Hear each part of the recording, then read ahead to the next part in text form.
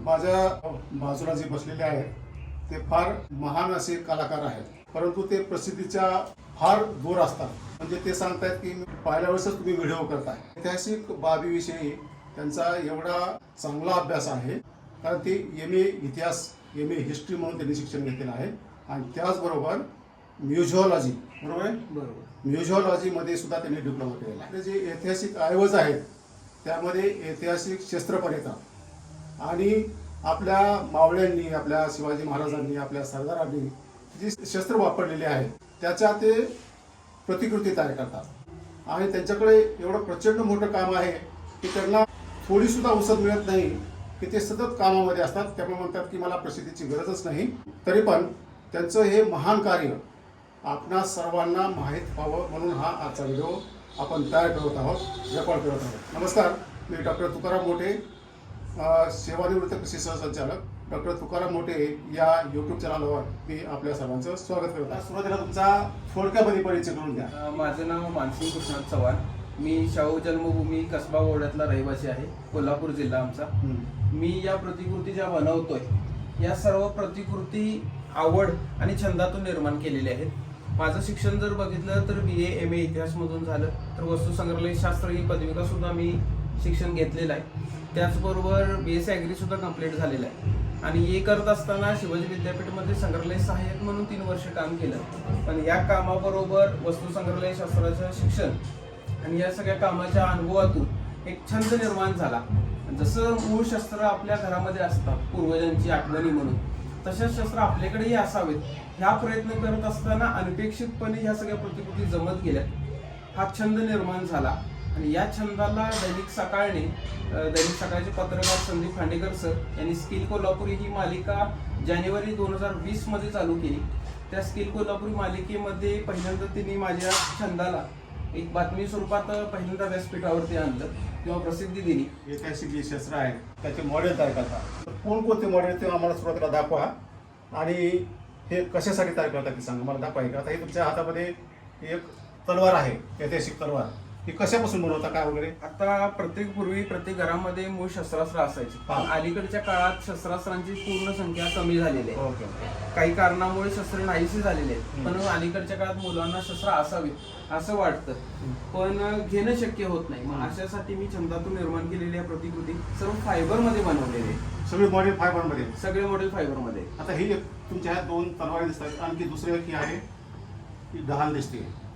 हा, ही ढालीची पण प्रतिकृती सगळी फायबर मध्ये आहे. फायबर मध्येच आहे. हो. आपण याची वेगवेगळी माहिती घेऊ नंतर. आणखी कुठले मॉडेल ती दाखवा मला. आणखी याच बरोबर सगळ्यात लोकप्रिय ठरलेलं आणि संपूर्ण महाराष्ट्रात लोकप्रिय ठरलेली ही वाघनखाची प्रतिकृती, छत्रपती शिवाजी महाराजांची राजमुद्रा आणि वाघनख असा हा छोटासा बॉक्स फायबर प्रतिकृतीमध्ये सुद्धा बनवलेला आहे. ओके. आणि सर्वात लोकप्रिय दुसरे मॉडेल होतं तुमच्याकडे आणखी? याची जी मांडणी केलेली आहे ती वेगळ्या पद्धतीने केलेली आहे. छत्रपती शिवाजी महाराजांची राजमुद्रा, मोर्तब आणि वाघनख अशा पद्धतीची याची मांडणी केलेली आहे. आता ह्या सगळ्या प्रतिकृती आपण भेट स्वरूपात देऊ शकतो या उद्देशानंच अत्यल्प दरामध्ये या प्रतिकृती बनवलेल्या आहेत. सर्वात लोकप्रिय ठरलेली ही प्रतिकृती, ही पूर्ण प्रतिकृतीमध्ये छत्रपती शिवाजी महाराजांची राजमुद्रा, शिक्का मोर्तब या दोन्हीचा वापर केलेला आहे. त्यानंतर कट्यार वापरलेली आहे आणि ही वाघनख. अशी फ्रेम ऐतिहासिक भेट वस्तू म्हणून देण्यासाठी बनवली. मी आहेत इतिहासाचे विद्यार्थी, त्यानंतर तुम्ही एक म्युझिओलॉजीचा, तर मार्केट काय म्हणतात, वस्तू संग्रहालय शास्त्र, ते कसे करतात. आता वस्तू संग्रहालय शास्त्रामध्ये हे मॉडेल कसे करायचे शिकवतात का? वस्तू संग्रहालय शास्त्रामध्ये ऐतिहासिक वस्तूंचे जतन संवर्धन कसं करायचं हे शिकवलं जातं. मग माझा मुद्दा तोच आहे की तुम्ही इतिहासामध्ये आता सगळ्या वेगवेगळ्या महापुरुषाचा इतिहास तुम्ही वाचला असेल, त्या ऐतिहासिक वास्तूचं जतन कसं करायचं हे त्या म्युझिओलॉजीमध्ये शिकला असाल. ही कला तुमच्या अंगामध्ये कशी आली आणि मूळ तुमचं शिक्षण सोडून या कलेमध्ये तुम्ही कसं काय त्याच्यामध्ये शिरकाव केला? पूर्वी घरामध्ये कट्यार होती. लग्नाच्या कार्यक्रमानिमित्त उंबरा ओढून गेलेली कट्यार ती परत आलीच नाही. मग तशी कट्यार आपल्याला असावी असं वाटत होतं, पण धातूमध्ये मिळालेली नाही. मग आपण तशी बनवूया का या उद्देशानं प्रयत्न करत गेलो. त्यावेळी कोणतंही नॉलेज मला केमिकलचं नव्हतं, काय वापरतात हे माहिती नव्हतं. काही मित्रांचं सहकार्य झालं आणि प्रयोगात सातत्य ठेवून इथपर्यंत पोहोचलो. तुम्ही स्वतःच्या मेहनतीने हे सुधारणा करत करत या लेवलला पोहोचलेला आहे. हो, याचं कुठलंही शिक्षण मी घेतलेलं नाहीये. कोणी कारण गुरु वगैरे कोणी नाही, माझ्या मित्रांचं सगळ्यांचं सहकार्य आहे. बर. आणि कधीपासून करताय तुम्ही हे 2020 पासून करतो. त्याच्या आधी 2 वर्ष करत होतो, हा. पण ते एक प्रयोग म्हणून सुरू होतं. हा. पण 2020 मध्ये जी बातमी संदीप खांडेकर सरांनी दैनिक सकाळमध्ये दिली, हा. त्या बातमीनं सर्वांपर्यंत पोहोचली. हा. ती बातमी आणि लोकप्रियता यामुळे छंदाचा व्यवसाय रूपांतर झाला. मग त्या बातमीमुळे तुमच्याकडे ऑर्डर यायला लागले का? हा, बातमी घरोघरी पोहोचल्यामुळे अनेक जण मला एक बनवून दे. हा. त्यावेळी मी व्यवसाय सुरू केलेला हा. नव्हता, मी विद्यापीठात नोकरी करत होतो. हा. पण एक बनवून दे करत करत प्रत्येकांना वेळ मिळेल तसं बनवून देत गेलो. हा. आणि हळूहळू त्याचा व्यवसाय कधी झाला हेच मला कळलं नाही. तर आता तुमचं वय काय आहे? मी आता 32 वर्षाचा आहे. त्यांनी स्वतः विकसित केलेलं हे तंत्र आहे. हे त्यांचं राहतं घर आहे आणि वरच त्यांचा एक वर्कशॉप आहे, छोटं एक खोली आहे. जे मॉडेल्स आहेत मोठ्या मोठ्या लोकांनी घेऊन गेलेले आहे असं कळत आहे. हो. कोणी कोणी घेऊन गेलेले आहेत? तशा प्रतिकृती दोन्ही मुख्यमंत्र्यांपर्यंत पोहोचलेल्या आहेत. कोणते उद्धवसाहेब नाव सांगा? ठाकरेंपर्यंत हा? उद्धवसाहेब ठाकरेंपर्यंत फोटो फ्रेम पोहोचलेली आहे. हा. मुख्यमंत्री फडणवीस साहेबांपर्यंत ही कट्यार फ्रेम पन्हाळ्याच्या कार्यकर्त्यांकडून पोहोचलेली. बर. तसेच आदित्य ठाकरे साहेबांनाही गेलेली आहे. बर. कोल्हापूरचे रविकर इंगवले साहेब जे शिवसेना जिल्हा प्रमुख यांच्या मार्फत शिवसेनेच्या महत्वाच्या कार्यकर्ते पदाधिकाऱ्यांपर्यंत या प्रतिकृती पोहोचलेल्या आहेत. बर. आमचे कसबवड्याचेच आमदार साहेब म्हणजे आमच्याच गावचे सुपुत्र बंटी पाटील साहेब यांच्याही वाढदिवसाला परवा दिवशी ती प्रतिकृती पोहोचलेली आहे. अशा राजकीय मंडळींपर्यंत भरपूर पोहोचलेली आहे. बर. आता हे तुमचे वाघनखे आहेत, नंतर ही काय म्हणतात कट्यार आहे. तर ही प्रतिकृती करण्यासाठी तुम्हाला साधारणतः किती वेळ लागतो यार? ही प्रतिकृती करण्यासाठी 2 ते 3 दिवस लागतात. आणि तलवारीला 5 ते 7 दिवस लागतात. कारण ह्या प्रतिकृती कुठल्याही मशीन मेड नाहीयेत. हा. त्याच्यासाठी काय तंत्रज्ञान स्पेशल वापरले नाही. सगळ्या प्रतिकृती हँडमेड पद्धतीने बनवलेली. बापरे. त्यामुळे याचं बारकावेपेक्षा फिनिशिंग पेक्षा त्याचे जुन्या पद्धतीने कसे दिसेल याच्यावरती जास्त फोकस केले. म्हणजे मूळ अंग ते स्वरूप कसं होतं ते? मूळ जसे शस्त्र होतं तशाच पद्धतीनं त्याचे ओबडधोबडपणा असेल, शस्त्र झिजल्यानंतर ते कसं दिसतं, ओके. त्या सगळ्या बारकावे दाखवण्याचा प्रयत्न मला यातून करायचा आहे. आणि मग मी तलवारीची माहिती घेत असताना तुम्ही सांगत होते की अनेक प्रकारच्या इतिहासामध्ये तलवारीचं वर्णन आलेलं आहे. हो.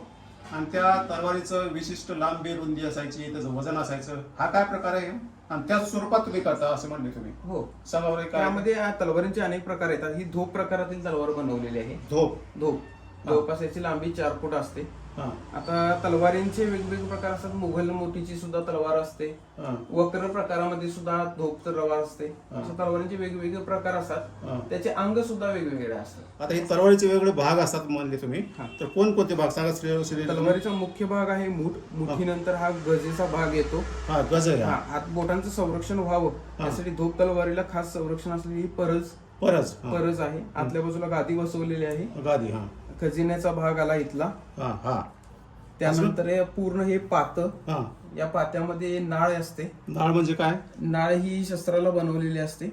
ही अशी खाच असते एक खाच आहे. प्रकारची. हा, खाच आहे. त्यानंतर या बाजूला धार असते हा. आणि पाठीमागची पाठ. काही तलवारी या दुधारी असतात. हा. काही वक्र तलवारी असतात ते एका बाजूला धार आणि एका बाजूला पाठ अशा पद्धतीचे असतात. म्हणजे प्रत्येक तलवारीच्या प्रकारानुसार त्याचे जे वैशिष्ट्य आहेत किंवा किती वजनाची काय वगैरे ती बदलतात का ते? प्रत्येक तलवारीचं शस्त्राचं वजन हे वेगवेगळं असतं. ती जुन्या शस्त्रास्त्रांची जी मापं आहेत त्या सगळ्या मापांचा अभ्यास करून ही फायबरमध्ये प्रतिकृती बनवली. प्रत्येक शस्त्राचं माप वेगळं असतं. हा.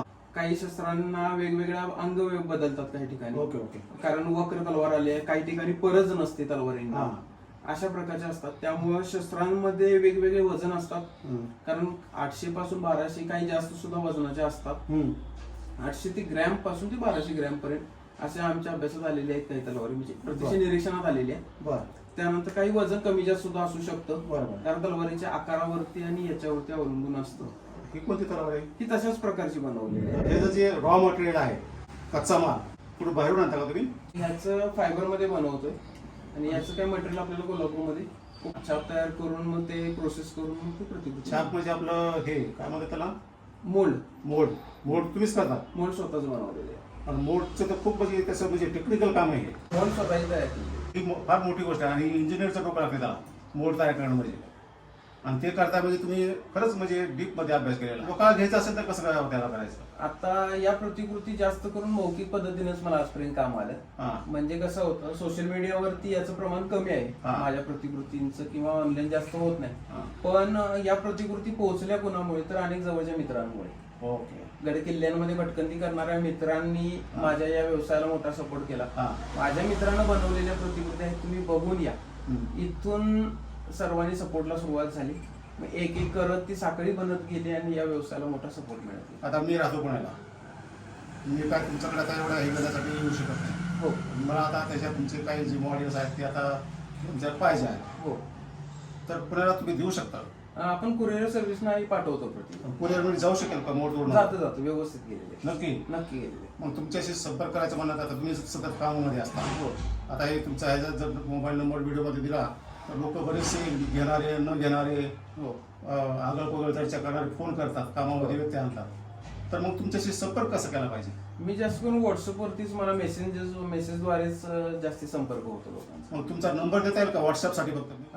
माझा नंबर आहे 9021251493. व्ह्युअर्सला माझी विनंती आहे, आपली मागणी जी आहे ती नोंदवावी. कृपया त्यांना फोन करून विचारणा करू नये, कारण ते सतत कामामध्ये असतात. मानसिंग चव्हाण यांचं एक वेगळेपण असं आहे, शिवाजी महाराज जे आहेत आपल्या सर्वांचे दैवत आहे आणि त्यांचे जे फोटो आहेत ते ओरिजिनल फोटो जतन करण्याचं पण काम करतात आणि ते ओरिजिनल फोटोज जनतेपर्यंत गेले पाहिजेत असं त्यांचं मत आहे. तर त्यांच्याकडे आतापर्यंत शिवाजी महाराजांचे जे ओरिजिनल फोटो आहेत माझ्या वाचण्यामध्ये 2 का 3 होते. आता तुम्ही सांगताय की आता त्या संख्येमध्ये वाढ झाली. किती झाली आता? एक असंख्य 11 पेक्षा जास्त संख्या आहे. म्हणजे त्यावेळेस ओरिजिनल पेंटिंग केलेली नाही, शिवकाळात मूळ चित्रांच्या शिवकालीन नंतरची चित्र आहेत काही चित्रांमध्ये आहे. मला त्यातले काही ओरिजिनल तुमच्याकडे आहे ते दाखवता येतील का? हे चित्र आहे ते ब्रिटिश म्युझियमच्या संग्रहालयातील चित्र आहे, शिवाजी महाराजांचं चित्र. त्यानंतर हे दक्षिण दिग्विजय मोहिमेचं हे चित्र आहे. आपण त्या पाठ्यपुस्तकामध्ये पाहिलेले आहे. आपण 4थीच्या जे पाठ्यपुस्तकात पाहिलेले चित्र हा. ते हे ओरिजिनल आहे खरं? ओरिजिनल चित्रांपैकीच हा. येतं. त्यानंतर हे चित्र आहे छत्रपती शिवाजी महाराजांचं दख्खन शैलीतील हे चित्र आहे. या चित्राचा संदर्भ घेऊन कसबावडा कोल्हापूरमध्ये जो शिवाजी महाराजांचा पुतळा उभा केला तो आम्ही या चित्राचा संदर्भ घेऊन कसबावड्याच्या ग्रामस्थांच्या वतीनं महाराष्ट्रातला पहिला पुतळा ऐतिहासिक संदर्भ चित्राच्या आधारे केलेला आहे. शिवाजी महाराजांचे अनेक चित्र अनेक शिल्पकारांनी उत्कृष्ट दर्जाचे आणि उत्कृष्ट केलेले आहेत. घोड्यावरच जास्त आहे, अश्वारूढ आहे, भरपूर पाहायला मिळतात. अर्ध शिवाजी महाराजांचे पुतळे सुद्धा बघायला मिळतात. जो पुतळा केलेला त्याचा पण तुमच्याकडे फ्रेम आहे ना? त्याची पण आहे. कसबावड्यामध्ये अशा पद्धतीचा हा पुतळा बसवलेला आहे, बनवलेला आहे.